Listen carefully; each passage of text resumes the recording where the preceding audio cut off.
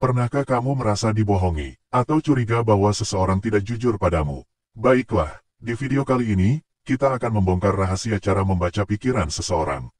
Dan mengetahui kapan mereka berbohong. Kita akan menjelaskan tentang ciri-ciri kebohongan. Dengan memahami hal-hal ini Anda akan lebih mampu membaca pikiran orang lain. Dan mengambil keputusan yang lebih tepat. Perlu diingat bahwa kebohongan juga merupakan salah satu sumber terjadinya suatu kejahatan. Jadi, jangan lewatkan dulu peringatan penting ini demi keselamatan Anda.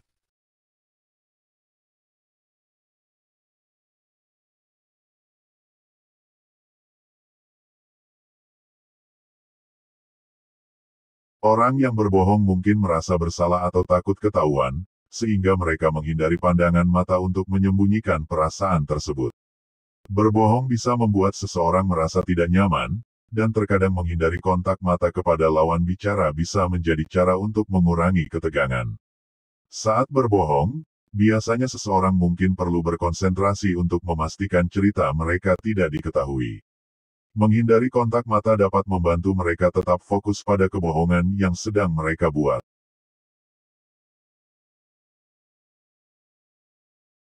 Perhatikan konteks situasi dan apa yang sedang mereka bicarakan.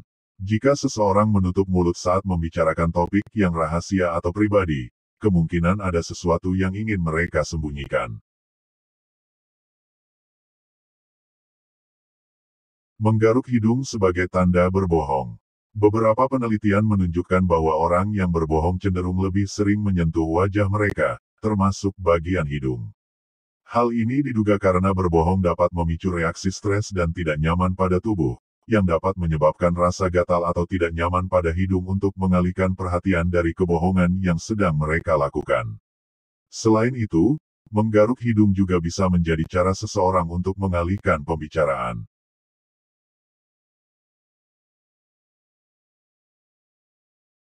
Berbohong dan perasaan gelisah seringkali berjalan seiring dengan adanya beberapa alasan. Mengapa berbohong dapat memicu perasaan gelisah?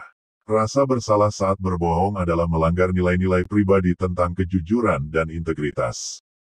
Pelanggaran ini dapat memicu rasa bersalah dan malu, yang kemudian menjelma menjadi perasaan gelisah.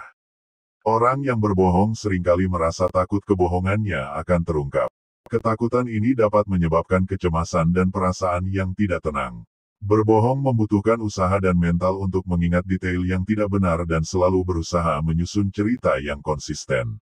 Proses ini dapat menyebabkan stres, yang pada akhirnya memicu perasaan gelisah.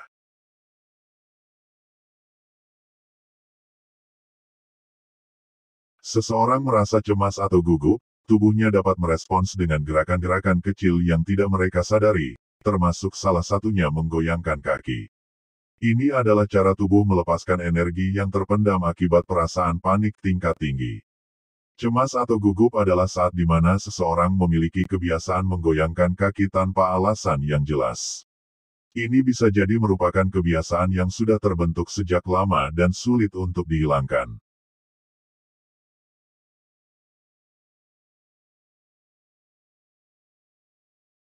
Mengusap leher sebagai tanda berbohong.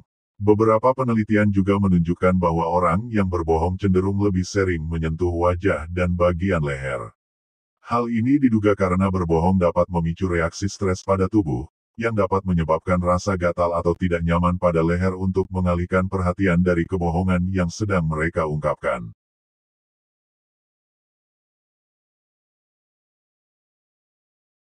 Perhatikan konteks. Perhatikan situasi dan apa yang sedang dibicarakan. Jika seseorang menyilangkan tangan saat membicarakan sebuah topik yang sensitif atau rahasia pribadi, mungkin saja ada sesuatu yang ingin mereka sembunyikan. Anda juga harus bisa mengkombinasikan dengan tanda-tanda lainnya. Perhatikan juga tanda-tanda nonverbal lainnya seperti kontak mata, ekspresi wajah, dan bahasa tubuh. Jika seseorang menunjukkan beberapa tanda kebohongan, mungkin saja mereka sedang tidak jujur. Berbohong hanya karena mereka menyilangkan kedua tangannya. Alangkah baiknya kita berikan kesempatan mereka untuk menjelaskan sesuatu. Dan jangan terburu-buru untuk menghakimi dan jangan langsung menyimpulkan seseorang bahwa dia sedang berbohong.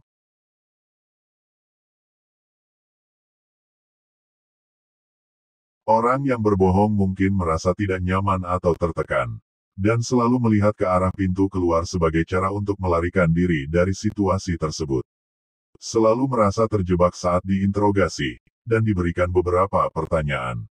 Mereka mungkin merasa terjebak dan segera ingin keluar dari ruangan tersebut.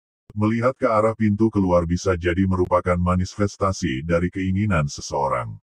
Mereka selalu berpikir bagaimana untuk bisa melarikan diri dan orang yang berbohong mungkin secara tidak sadar memikirkan tentang konsekuensi atas kebohongan yang mereka ungkapkan, termasuk kemungkinan selalu melihat pintu untuk jalan keluar.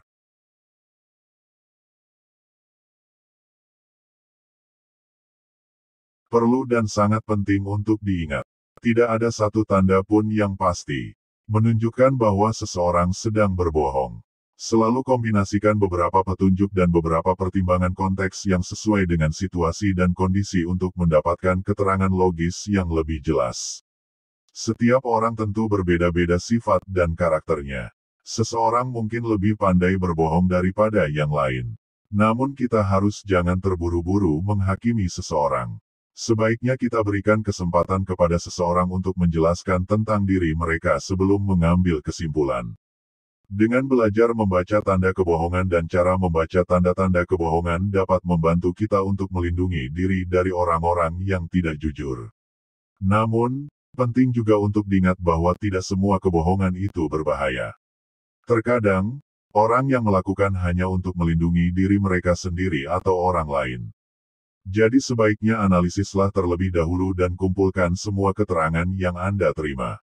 Jika ini bermanfaat, dukung terus channel ini untuk mendapatkan berbagai macam tips dan trik untuk mencegah kejahatan.